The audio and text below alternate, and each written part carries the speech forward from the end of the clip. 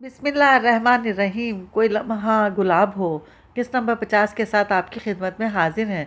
जो लिखा है निगहत अब्दुल्ला ने। अगर आपने अभी तक हमारा चैनल सब्सक्राइब नहीं किया तो हमारे चैनल को सब्सक्राइब करें और बेल आइकन को प्रेस करना मत भूलिएगा ताकि आने वाली तमाम एक साथ आपको बर वक्त मिलती रहें। शुक्रिया। फूफा जान अज़ाम ने गुमसुम बैठे अब्बू को पुकारा। तब चौंकने के साथ ही वो हरकत में आ गए थे। पहले एम्बुलेंस फिर 15 डायल किया और इन दोनों के आने तक एक एक को तसल्ली देने की सही करते रहे थे। बेगम आफंदी अज़ाम की मजबूत गिरफ्त में बेबस होकर फौश गालियां बकने लगी थी, लेकिन पुलिस को देखते ही उन्होंने यूं रंग बदला कि अज़ाम भी शजदर रह गया। शहरी चला गया ना, बहुत तकलीफ में था, मैंने मार डाला इसे, मुझसे इसकी तकलीफ देखी नहीं जा रही थी। अच्छा हुआ ना वो मर गया। एसपी सुल्तान अहमद इस पागल औरत को अपने साथ ले गया और अज़ाम इसफंदियार के साथ हॉस्पिटल चले गए तो ये एकदम जैसे सारी कायनात साकिन हो गई थी। जो जहाँ था वहीं सांस रोके खड़ा था, जबकि अम्मा कारपेट पर फैले खून पर हथेलियाँ रख कर वहीं सजदे में गिर गई थी। मान फोन की घंटी ने साकित वजूदों को झंझोड़ डाला। बाजी, अरिश्मा चौक कर चिल्लाई और फिर भाग कर इससे लिपट गई तो उसके कांपते वजूद को संभालते संभालते वो खुद गिरने लगी। फ़ोन की घंटी मुसलसल बज रही थी। तब अब्बू ने अहमद को सोफे पर लिटाकर रिसीवर उठा लिया। हेलो अब्बू, आप कहाँ हैं? दूसरी तरफ राबिया थी। अब्बू की आवाज़ पहचानते ही बोली, मैं यहाँ फ़ायका के पास हूँ बेटा। खैरियत? अब्बू ने बहुत सिंबल कर कहा तो वो पूछने लगी, आप इसे लेकर नहीं आ रहे? अम्मी इंतज़ार कर रही हैं। हाँ नहीं, अभी नहीं आ सकती वो। क्यों? बस वो कुछ। अब्बू की समझ में नहीं आया क्या कहें। अब्बू कोई मसला है क्या? राबिया ठिठकी थी। नहीं नहीं बेटा, कोई मसला नहीं। और हाँ, मुझे आने में देर होगी, फ़िक्र नहीं करना। अपनी अम्मी को भी इत्मीनान दिला दो कि फ़ायका बिल्कुल ठीक है, 1-2 रोज़ में आएगी इनके पास। अब्बू ने अपनी बात कहकर फ़ोन रख दिया और पहले अम्मा को देखा जो अभी तक सजदे में थी। फिर फ़ायका और अलिशबा के करीब जाकर दोनों से कहने लगे, बेटा अपने आप को संभालो और अपनी माँ को देखो। फ़ायका जाओ उठाओ इन्हें, और तुम बेटा अम्मा के लिए ग्लूकोज़ बना लाओ। अभी एसपी आने वाला है तफ्तीश के लिए। फ़ायका ने बमुश्किल अलिशबा को खुद से अलग किया और धीरे धीरे चलते हुए अम्मा के करीब आकर घुटने टेक दिए। अम्मा अम्मा उठें। अम्मा, राहिल को कुछ नहीं होगा। वो अम्मा के कंधों पर हाथ रख कर रो पड़ी तो अकब से अब्बू ने सरजनिश की। फ़ायका, अम्मा उठें ना। इसने अब अम्मा को झंझोड़ डाला, फिर ज़बरदस्ती ने खींच कर सोफे पर बिठाया तो इस गमज़दा औरत को अब्बू भी बस एक नज़र ही देख सके। इसके बाद इनकी हिम्मत ही नहीं हुई इनकी तरफ देखने की। खुद को संभालें अम्मा, फिर हम राहिल के पास जाएंगे, इसने कहा तो अम्मा गुमसुम अंदाज में इसे देखकर बोली, राहिल के पास? हाँ अम्मा, हॉस्पिटल चलेंगे। पहले आप मुंह हाथ धो लें, और ये कपड़े इस तरह कैसे जाएंगे? इसने इनके खून आलूद हाथों और कपड़ों की तरफ इशारा किया तो अम्मा अपने हाथों को देखते हुए रो पड़ी। डायन डायन ने मेरे बच्चे का खून कर दिया। नहीं नहीं अम्मा, राहिल को कुछ नहीं होगा। इसने अम्मा से ज़्यादा खुद को तसल्ली दी। फ़ायका ठीक कह रही है, आपका बेटा इंशाल्लाह ठीक हो जाएगा। जाओ बेटा, इनके हाथ मुंह धुलवा कर कपड़े भी बदलवाओ। अब्बू ने इन्हें तसल्ली देते हुए इससे कहा तो उठते हुए बोली, फिर हम हॉस्पिटल जाएंगे अब्बू। हाँ, अज़ाम का फ़ोन आ जाए, पता नहीं कहाँ ले गया है। अब्बू ने कहते हुए इसे अम्मा को ले जाने का इशारा किया। चलें अम्मा, जल्दी से मुंह हाथ धोकर कपड़े बदल लें, मेरा बेटा ठीक हो जाएगा ना। अम्मा इसका हाथ थाम कर खड़ी हुई तो अब्बू से पूछने लगी, इंशाल्लाह। मुझे इसके पास ले चलो, मैं अब इसे यहाँ नहीं आने दूंगी, पहले ही मना करती थी। अम्मा वो इसे खींचते हुए अपने कमरे में ले आई तो वहाँ अलीशबा घुटनों में मुंह छुपाए हिचकियों से रो रही थी। या अल्लाह, इसने पहले अम्मा को वॉशरूम में बंद किया, फिर भाग कर अलीशबा के पास आई। अलीशबा, खुदा के लिए हिम्मत से काम लो, मैं अकेली कुछ नहीं कर सकती। अम्मा को देखूं या तुम्हें? और मुझसे तो अपना आप भी नहीं संभाला जा रहा। बताओ मैं क्या करूं? मुझे भाई के पास ले चलो। अलीशबा हिचकियों के दरमियान बोली, चलेंगे, सब चलेंगे, लेकिन इस तरह रोते हुए नहीं। चलो उठो, तुम भी मुँह हाथ धोकर कपड़े बदल लो, वरना अब्बू लेकर नहीं जाएंगे। इसने कहा तो अलिशबा फ़ौरन उठ खड़ी हुई। मैं जाऊंगी अपने भाई के पास। और बाजी, तुम कपड़े नहीं बदलोगी? ये खून? हाँ मैं अभी। इसने इसी कदर कहा था कि अब्बू की आवाज़ आई, फ़ायका बेटा जल्दी आओ, एसपी साहब आए हैं।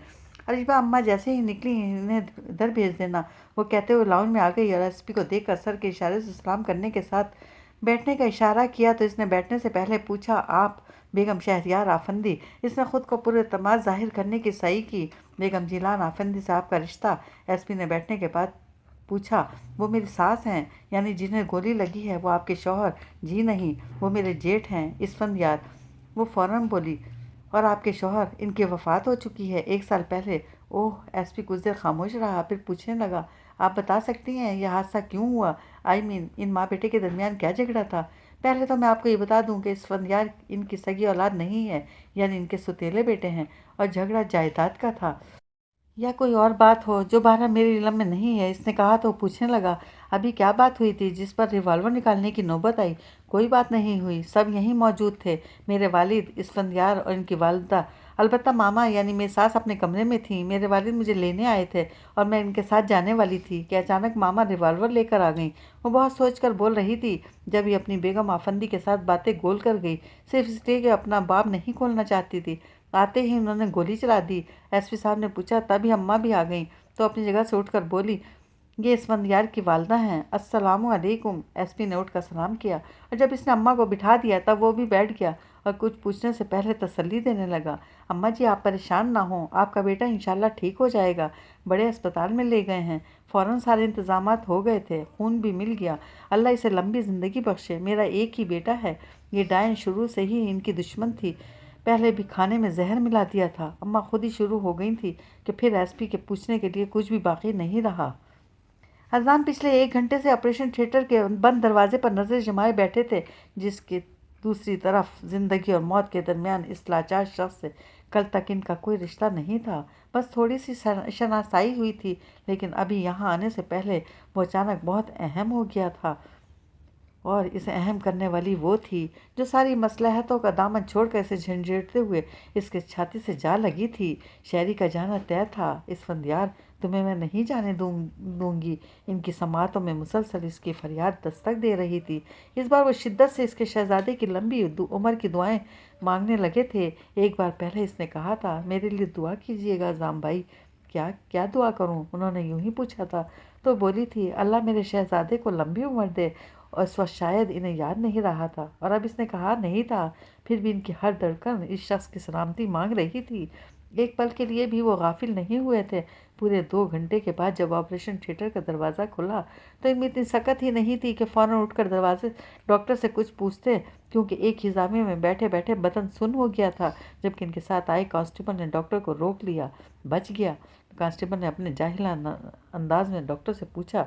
तब वो एक झटके से उठ खड़े हुए और डॉक्टर के करीब आ गए। डॉक्टर साहब, वो ठीक तो है, अभी कुछ नहीं कह सकता। असल में खून ज़्यादा बह गया है, मज़ीद खून की ज़रूरत पड़ेगी। आप इंतज़ाम कर रखें, डॉक्टर ने कहा तो पूछने लगा, और गोली गोली निकाल दी है, मुझे इसकी बयान लेना है। कांस्टेबल को अपनी पड़ी थी। सॉरी, अभी वो होश में नहीं है, डॉक्टर कह कर जाने लगा तो उन्होंने फ़ौरन पूछा, डॉक्टर साहब, क्या मैं इसे देख सकता हूँ? देखने में हर्ज नहीं है, लेकिन प्लीज़ बस एक नज़र, फिर मुझे घर फ़ोन करके इसके बारे में बताना है। उन्होंने कहा तो डॉक्टर अज़बान में सर हिलाकर आगे बढ़ गया। आप प्लीज़ इसके होश में आने का इंतज़ार करें। अज़ाम ने कांस्टेबल की बेचैनी महसूस करके कहा तो पूछने लगा, आपका कौन है? भाई भाई समझ लें। वो कहकर ऑपरेशन थिएटर में आ गए, जहाँ इसफंदियार को आईसीयू में मुंतकिल करने की तैयारी हो रही थी। वो दरवाजे ही में रुक कर इसे देखने लगे, जिसका दराज सरापा बेहिस व हरकत पड़ा था। अलबत्ता चेहरे पर ऑक्सीजन मास्क के बाईस सांसों की आमदरफ्त ज़िंदगी का एहसास दिला रही थी। अजान चंद लम्हे रुक कर फिर इन्हीं पैरों वापस पलट आए और नीचे इस्तकबालिया में आकर आफंदी हाउस के नंबर डायल किया तो इधर यकीनन सब मुंतज़िर थे। जब ही फ़ौरन रिसीवर उठने के साथ अब्बू की आवाज़ आई थी, हेलो जी फूफा जान, मैं अज़ाम। उन्होंने कहा तो अब्बू बेकरारी से पूछने लगे, हाँ बेटा कहो, खैरियत है ना? जी, ऑपरेशन हो गया, इंशाल्लाह खैरियत ही होगी। उन्होंने तसल्ली दी थी। कौन से हॉस्पिटल में है? मैं इसकी वालदा को। अब्बू ने इस कदर कहा था कि बोल पड़े, नहीं फूफा जान, अभी इन्हें यहाँ ना लाएं तो बेहतर है, क्योंकि वो आईसीयू में है और वो बेचारी बूढ़ी खातून कहाँ रात भर राहदारी में बैठी रहेंगी। ये तो है, लेकिन यहाँ भी तो वो बेचैन ही हैं। आप इन्हें इत्मीनान दिलाएं, इंशाल्लाह सुबह तक वो इसको होश आ जाएगा। अच्छा एक काम करो, राबिया को भी फ़ोन कर दो, लेकिन इसे ये मत बताना, कुछ और कहकर मुतमईन कर दो। मैं ज़ाहिर इस वक्त इन सबको छोड़कर घर तो नहीं जा सकता। जी बेहतर। उन्होंने किराएटर पर हाथ रख कर सिलसिला मुनक़ता किया। फिर घर के नंबर मिलाए। इधर राबिया भी मुंतज़िर थी। हेलो, कौन? अज़ाम। हाँ अज़ाम भाई, क्या हुआ है? आप लोग आ क्यों नहीं रहे? मुझे बहुत फ़िक्र हो रही है। राबिया इनकी आवाज़ सुनते ही शुरू हो गई। कोई तशवीश की बात नहीं है, आराम से सो जाओ।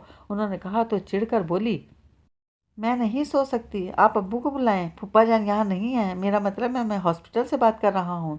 उन्होंने बताया तो मज़ीद उलझ कर पूछने लगी, हॉस्पिटल क्यों, क्या हुआ है आपको? मुझे कुछ नहीं हुआ। وہ اسفندیار ہیں نا، بس اچانک ان کی طبیعت خراب ہو گئی تھی، میں انہیں لے کر آیا ہوں، اور پھپھا جان وہیں فائقہ کے پاس رہ گئے ہیں، صبح آ جائیں گے، ہو سکتا ہے فائقہ کو بھی ساتھ لے آئیں۔ آپ سچ کہہ رہے ہیں نا؟ رابعہ نے مشکوک انداز میں پوچھا۔ مجھے جھوٹ بولنے کی ضرورت نہیں ہے، سمجھی، انہوں نے تیز لہجے میں کہہ کر فون رکھ دیا۔ اس نے ابو کو اپنے کمرے میں بھیج دیا تھا اور خود اماں اور علیشبا کے ساتھ ان کے کمرے میں آ گئی تھی۔ اماں کے سونے کا سوال ہی نہیں تھا، انہوں نے جائے نماز بچھا لی تھی، البتہ علیشبا کو اس نے زبردستی لٹا دیا تھا اور اس کے ایک طرف احمد کو سلا دیا، دوسری طرف خود نیم دراز ہو کر آہستہ آہستہ اس کا سر تھپکنے لگی تو علیشبا اس کے ہاتھ پر اپنا ہاتھ رکھ کر پوچھنے لگی، باجی تمہارے ابو نے بھائی کو کیا بتایا؟ وہ ٹھیک ہے، صبح تک انشاءاللہ ہوش میں آ جائے گا، ابھی بے ہوش ہے۔ علیشبا بہت سہمی ہوئی تھی۔ ہاں، ڈاکٹر خود بے ہوشی کا انجیکشن لگا دیتے ہیں، یہ کوئی پریشانی کی بات نہیں ہے، اس نے تسلی دی، پھر اس کا ہاتھ چوم کر بولی، اب سو جاؤ ورنہ صبح جلدی آنکھ نہیں کھلے گی۔ اماں کو بھی بلاؤ نا، اماں۔ علیشبا نے اماں کو پکارا تو فوراً اس کے ہونٹوں پر ہاتھ رکھ کر بولی، انہیں پریشان مت کرو، مانگنے دو انہیں، اللہ انہیں مایوس نہیں کرے گا۔ اس کا دل دکھ سے بھر گیا تھا۔ نظریں اماں پر جا ٹھہریں جو انتہائی عاجزی سے گڑ گڑا رہی تھیں، پھر اسی طرح سجدے میں چلی گئیں تو اس نے بیڈ کی پشت پر سر ٹکا کر آنکھیں بند کر لیں۔ کاش ماما بھی اسی طرح گڑ گڑائی ہوتیں تو شاید اللہ کو ان پر رحم آ جاتا، لیکن نہیں، وہ رحم کے قابل نہیں تھیں، وہ بہت ظالم ہیں اور ہمیشہ سے، اور اب نہیں انہیں۔ اف، وہ بیگم آفندی کے لیے سزا سوچنے جا رہی تھی کہ جھرجھری کے ساتھ آنکھیں کھول کر ادھر ادھر دیکھنے لگی۔ اماں ابھی تک سجدے میں تھیں اور علیشبا اس کا ہاتھ سینے میں دبا کر سونے کی کوشش کر رہی تھی۔ اس نے کچھ دیر انتظار کیا، پھر آہستہ سے اپنا ہاتھ کھینچ لیا اور اماں کے لیے چائے بنانے کے خیال سے کمرے سے نکل آئی، کیونکہ جان گئی تھی کہ اماں جب تک راحل کو اپنی آنکھوں سے نہیں دیکھ لیں گی، سونا تو دور کی بات، تکیے پر سر بھی نہیں رکھیں گی۔ وہ کمرے سے نکل کر سیدھی کچن میں آئی تو وہاں ملازمہ کو کونے میں دبکی اونگ رہی تھی۔ زندہ، اس نے کچھ حیرت سے پکارا تو ملازمہ ہڑبڑائی کر اٹھ کھڑی ہوئی۔ جی بی بی، یہاں کیوں بیٹھی ہو؟ اپنے کوارٹر میں جا کر سو، اس نے قدر ناگواری سے کہا تو وہ ہاتھ جوڑ کر بولی، مجھے ڈر لگ رہا ہے بی بی جی۔ کیوں؟ وہ جی بڑی بیگم صاحبہ نے خون کر دیا، اور جی بکو مت، چلو جاؤ یہاں سے، وہ غصے سے ٹوک کر کہتی کیتلی میں پانی ڈالنے لگی۔ بی بی جی، کوئی کام ہے تو مجھے بتائیں، ملازمہ کو رکنے کا بہانہ چاہیے تھا۔ کوئی کام نہیں، تم جاؤ، اس نے زبردستی سے بھیج دیا، پھر جلدی سے چائے بنا کر اماں کے پاس لے آئی اور اپنے ہاتھوں سے بہت اصرار کر کے انہیں پلانے لگی۔ صبح راحل گیا تھا دفتر، اماں اس کا کپ والا ہاتھ پرے دھکیل کر بتانے لگی، وہیں کوئی جھگڑا ہوا ہوگا، جب آیا تو چپ چاپ اپنے کمرے میں لیٹ گیا تھا، اور شام میں جب تمہاری ساس آئی تو وہ بھی بہت غصے میں تھی، مجھے دھمکا رہی تھی، کہہ رہی تھی سمجھا کے رکھو اپنے بیٹے کو، پر سمجھانے کا موقع بھی نہیں دیا۔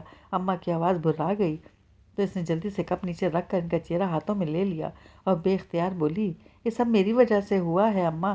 پھر فوراً سنبھل کر کہنے لگی، آپ روئیں نہیں، سب ٹھیک ہو جائے گا۔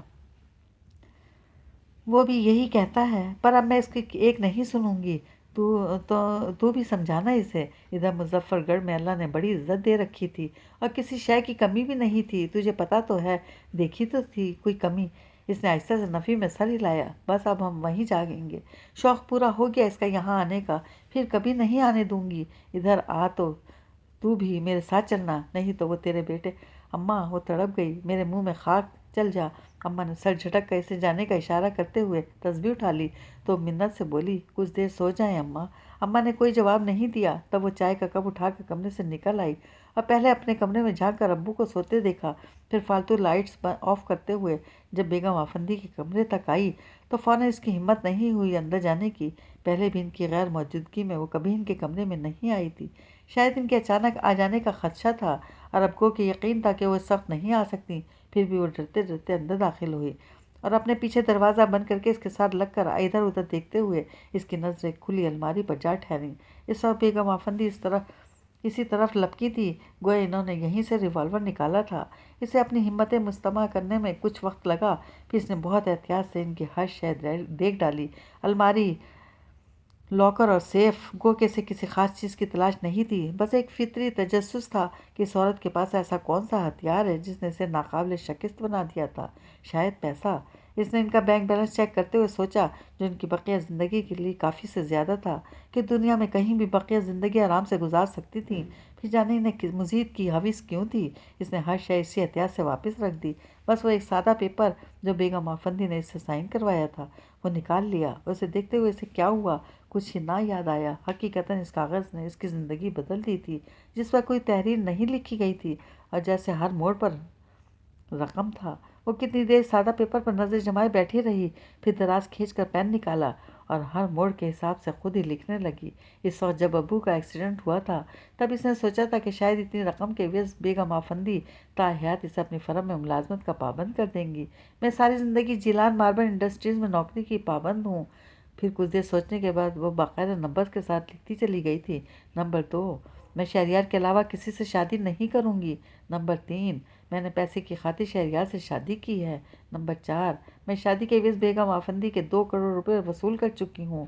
نمبر 5، میں اپنا بیٹا اپنی مرضی سے بیگم آفندی کو دے کر خود ان سے دور جا رہی ہوں اور کبھی بیٹے سے ملنے کی خواہش نہیں کروں گی۔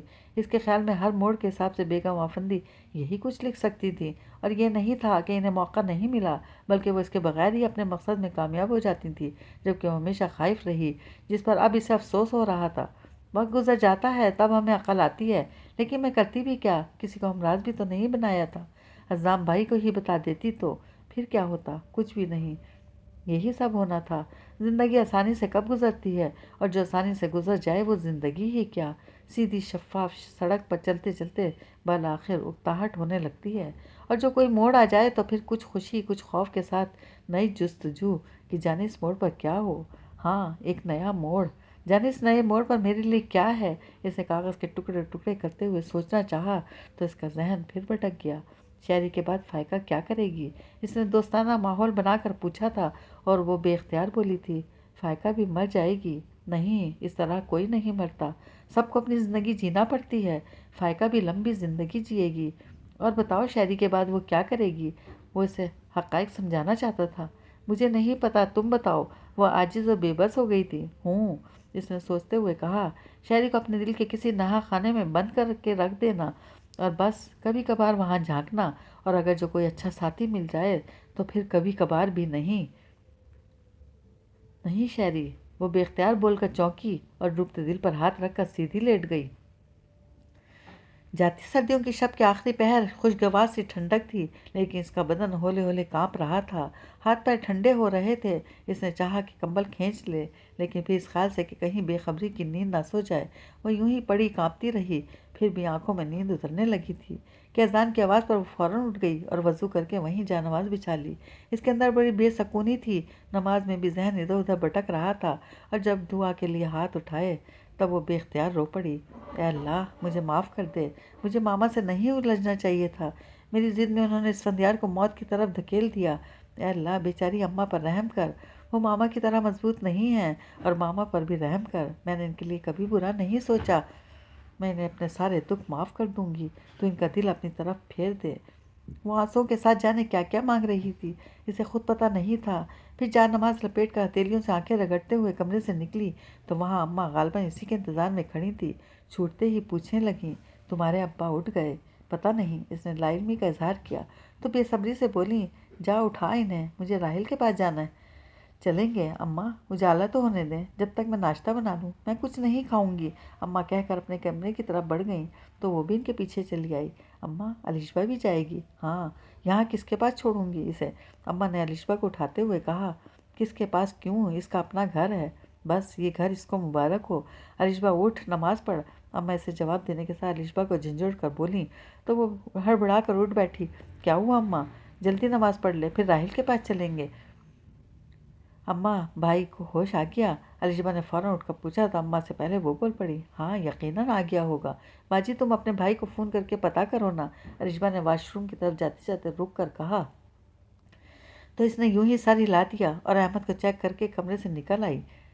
ادھر اجالا پھیلنے تک اس نے سب کو چائے بنا کر زبردستی پلائی۔ اس کے بعد اماں کی بے قراری دیکھتے ہوئے ابو اسی وقت ہاسپٹل جانے کے لیے تیار تو ہو گئے، لیکن انہوں نے فائقہ اور علیشبہ کو لے جانے سے منع کر دیا تو علیشبہ رونے لگی، میں بھائی کو دیکھوں گی۔ فائقہ بیٹا سمجھاؤ اسے، سب کا جانا ٹھیک نہیں ہے، پھر تمہارے ساتھ بچہ بھی ہے، اسے کہاں چھوڑو گی؟ ابو نے اس سے کہا تو وہ جذبز ہو کر بولی، ابو ہم لابی میں بیٹھ جائیں گے، اور اگر اس نے وہاں ضد کی، نہیں کرے گی، چلو علیشبہ۔ وہ فوراً علیشبہ کا ہاتھ پکڑ کر باہر جانے لگی تھی کہ فون کی گھنٹی پر رک کر ابو کو دیکھنے لگی۔ देखो किस का फ़ोन है। अब्बू ने कहा तो वो अहमद को इनकी गोद में देकर वापस पलट आई और फ़ोन उठाकर हेलो कहा तो उधर से राबिया पूछने लगी, क्या हो रहा है तुम्हारे घर में? कौन? राबिया? हाँ, मेरी बात का जवाब दो। राबिया ने तेज़ लहजे में पूछा तो एक नज़र सबको दरवाजे में खड़े देखकर उजरत में बोली, कुछ नहीं हो रहा। फिर तुम्हारी सास हवालात कैसे पहुँच गई? राबिया ने कहा तो वो उछल कर बोली, तुम्हें कैसे पता? सारे ज़माने को पता चल गया है। माशाल्लाह, फ्रंट पेज पर खबर लगी है। राबिया के लहजे में तंज तमस्खर था। हाय नहीं, हाय नहीं। राबिया इसकी नकल उतार कर मज़ीद कुछ कहना चाहती थी कि वो बोल पड़ी, सुनो, अभी हम हॉस्पिटल जा रहे हैं, फिर मैं वहाँ से आकर तुम्हें फ़ोन करूँगी। अब्बू कहाँ हैं? हमारे साथ। इसने कहकर फ़ोन रख दिया और तेज़ कदमों से अब्बू के पास आकर बोली, राबिया का फ़ोन था। अब्बू कुछ नहीं बोले, खामोशी से आगे बढ़ गए तो इसने अम्मा और अरिशबा को भी चलने का इशारा किया। इसे एक बार रात 2 बजे होश आया था, लेकिन इसका जहन कुछ सोचने के काबिल नहीं था। बस अपने अतराफ दूसरे मरीजों को देखते देखते दोबारा गाफिल हो गया था। फिर सुबह होने से कुछ देर पहले पसलियों में दर्द की तेज़ लहर ने इसे गहरी नींद से बेदार कर दिया था। कितनी देर वो बर्दाश्त करता रहा। आखिर शायद से नर्स को बुला लिया और इसे अपनी तकलीफ़ का बताया तो इसने पहले इसकी ड्रिप में इंजेक्शन लगाया। फिर कहने लगी, डॉक्टर साहब 6 बजे आएंगे और ये मेडिसिन है, लेकिन कुछ खाने के बाद। मेरे साथ कौन है? इसने पूछा तो नर्स कुछ सोचने के बाद बोली, एक साहब हैं, भेजूँ इन्हें? हाँ, लेकिन आपको ज़्यादा बातें नहीं करना है। नर्स इसको हिदायत देकर चली गई तो साहब को सोचते हुए इसे अब्बू का ख्याल आया कि वही इसे यहाँ लाए होंगे। लेकिन जब अज़ाम को आते देखा तो कुछ बेचैन हो गया। उनके करीब आते ही कहने लगा, आप क्यों आ गए? घर में अम्मा वगैरह अकेली होंगी। नहीं, फूफा जान वहीं हैं। अज़ाम ने बताया तो मायूसी से बोला, वो बेचारे तो खुद इतने कमज़ोर हैं, इस औरत का क्या मुकाबला करेंगे? आप परेशान ना हो, वो औरत अब वहाँ नहीं है। अज़ाम तसल्ली देकर फ़ौरन बात बदल गए। आपकी तबीयत अब कैसी है? क्या महसूस कर रहे हैं? अभी तो सिर्फ दर्द महसूस कर रहा हूँ। दर्द ठहरेगा तो फिर शायद अपने ज़िंदा होने पर हैरान होऊंगा। वो कहकर बहुत मुश्किल मुस्कुराया। ज़िंदगी देने वाला बड़ा है, मैं आपके लिए कुछ खाने को लाता हूँ। सिस्टर ने सूप और बिस्किट का कहा है। अज़्ज़ाम इसका हाथ थपक कर चले गए तो इसने आंखें बंद कर लीं, लेकिन इसका जहन पूरी तरह बेदार हो चुका था। जब भी रात का वाक़या सोचते हुए इसे अम्मा की परेशानी बेचैन करने लगी थी कि धीरे से जैसे किसी ने दिल पर हाथ रख दिया था। मैं तुम्हें नहीं जाने दूंगी। फिर इसका झुंझुड़ते हुए इसकी छाती पर सर रख देना। शहरी का जाना तय था इस यार, तुम्हें मैं नहीं जाने दूंगी। वो अपने सीने पर हाथ रख कर इसे महसूस करना चाहता था कि अज़्ज़ाम बहुत जल्दी सूप और बिस्किट ले आए और अपने हाथ से इसे बिस्किट खिलाने के साथ चम्मच से सूप भी पिलाने लगे। आपको बहुत सहमत हुई? वो इनका हाथ थाम कर ममूनियत से बोला, बिल्कुल नहीं, मैं तो अब इस बात पर शुक्र करता हूँ कि हम लोग वहाँ मौजूद थे। अज़्ज़ाम ने कहा तो ज़रा सा मुस्कुरा कर बोला, वरना तो मैं ऊपर पहुँच चुका होता। नहीं, जब अल्लाह की को ज़िंदगी मंजूर थी तो इसका वसीला मैं ज़रूर भेजना था। हम ना होते तो कोई और होता। चलें अब आप आराम करें, डॉक्टर साहब भी आ चुके हैं, इस तरफ आते ही होंगे। आप प्लीज़ घर फ़ोन करके मेरी अम्मा को इत्मीनान दिला दीजिए। पता नहीं रात भर इनका क्या हाल हुआ होगा। मैंने रात आपके ऑपरेशन के बाद फ़ोन कर दिया था, अभी फिर कर देता हूँ। अज़्ज़ाम चले गए तो वो अम्मा को सोचने लगा, जो इसी खौफ से यहाँ नहीं आना चाहती थी। ऐसे खुद पर भरोसा था, लेकिन ये तो गुमान भी नहीं था कि बेगम आफंदी यूँ अचानक वार कर देंगी। इसके ख्याल में वो औरत ज़्यादा से ज़्यादा इसे बुरा भला कहती, धमकियाँ देती और अगर रास्ते से हटाने का सोचती भी तो पैसा खर्च करके किसी की खिदमत हासिल कर सकती थी। लेकिन वो की तवक्का से ज़्यादा ख़तरनाक निकली थी। वो अम्मा के खदशात को अब बेबुनियाद नहीं कह सकता था। क्या कह रहे थे अज़्ज़ाम? कि मैडम आप वहाँ नहीं हैं? इसे अचानक ख्याल आया, फिर कहाँ हैं? वो सोचने लगा। तभी अब्बू के साथ अम्मा आ गईं और बहुत खामोशी से इसे देखे गईं तो इन्हें इत्मीनान दिलाने की खातिर वो ज़बरदस्ती मुस्कुरा कर बोला, अम्मा मैं ठीक हूँ। अम्मा ने आगे बढ़कर इसका चेहरा अपने हाथों में ले लिया और पहले कुरानी आयत पढ़कर इसके चेहरे पर फूंक मारी। फिर इसकी पेशानी चूम कर आजिज़ी से बोली, अरिशबा का ख्याल भी नहीं किया? इसका तो बाप भी तू है और भाई भी। वो खामोश रहा तो आहिस्ता से इसका पेट छू कर पूछने लगी, दर्द हो रहा है? हाँ, पर इतना नहीं। वो कहकर बात बदल गया। अरिशबा कहाँ है? बाहर है, फ़ायका के साथ। डॉक्टर ने अंदर नहीं आने दिया। और हाँ, डॉक्टर कह रहा था तो ज़्यादा बातें नहीं करना, चल सो जा। पर दर्द में नींद कहाँ आएगी? अम्मा खुद ही बोले जा रही थी और इसे इन पर तरस आने लगा था, जो ना जाने किस तरह खुद पर जब्त कर रही थी कि बोलते हुए इनकी आवाज़ कब कपा रही थी। इसने आहिस्ता से इनका हाथ थाम कर होठों से लगा लिया। फिर अब्बू की तरफ देखा तो अम्मा से बोले, चलें बहन, इसे आराम करने दें। मैं यहीं हूँ, घर नहीं जाऊँगी। अम्मा यूं बोली जैसे किसी चीज़ की ज़रूरत हो तो पुकार लेना। फिर इसकी पेशानी चूम कर बाहर निकल आईं और लॉबी में फ़ायका और अलिशबा के पास बैठ कर इन्हें तसल्ली देने लगीं। अम्मा मुझे भी तो भाई के पास ले चलो, अलिशबा ने कहा तो उसे पुचकार कर बोली, अभी इसे सोने दे, फिर जब उठेगा तो मिल लेना। अम्मा राहिल बातें कर रहा है? इसने पूछा। हाँ, पर मुझे लग रहा है इसे दर्द बहुत है, पता नहीं कितने दिन में अच्छा होगा। इंशाल्लाह जल्दी अच्छा हो जाएगा। चलें अब घर चलकर आप भी आराम करें, सारी रात जागती रही हैं। इसने तसल्ली देते हुए कहा तो अम्मा नफ़ी में सर हिलाकर बोली, ना बेटी, मैं आराम से नहीं कर सकती, ना ही मुझे नींद आएगी जब तक। इस तरह तो आप बीमार पड़ जाएंगी। वो इनकी बात काट कर बोली, कुछ नहीं होता मुझे, तू अलिशबा को ले जा। मैं नहीं जाऊंगी। अलिशबा ने भी मना कर दिया तो इसने इनसे इसरार नहीं किया और उठकर अब्बू और अज़ाम के पास चली आई। बेटा आप क्या प्रोग्राम है? अब्बू ने इसे देखते ही पूछा। जैसे आप कहें। अम्मा और अलिशबा तो घर जाने को तैयार नहीं हैं। इसने बताया तो अब्बू अज़ाम को देखने लगे। यहाँ रुकने का कोई फ़ायदा नहीं है क्योंकि अब 5 बजे से पहले कोई इस फंदियार के पास नहीं जा सकता। अज़ाम ने कहा तो अम्मा की तरफ इशारा करके बोली, ये बात आप इन्हें समझाएं। हाँ चलो चलें फूफा जान। अज़ाम चलते चलते रुक कर इससे पूछने लगे, तुम कहाँ जाओगी? अम्मी के पास, सब वहीं चलेंगे। इसने कहा तो अज़ाम तायद में सर हिलाकर अम्मा के पास जा बैठे और बमुश्किल इन्हें चलने पर आमादा कर सके थे।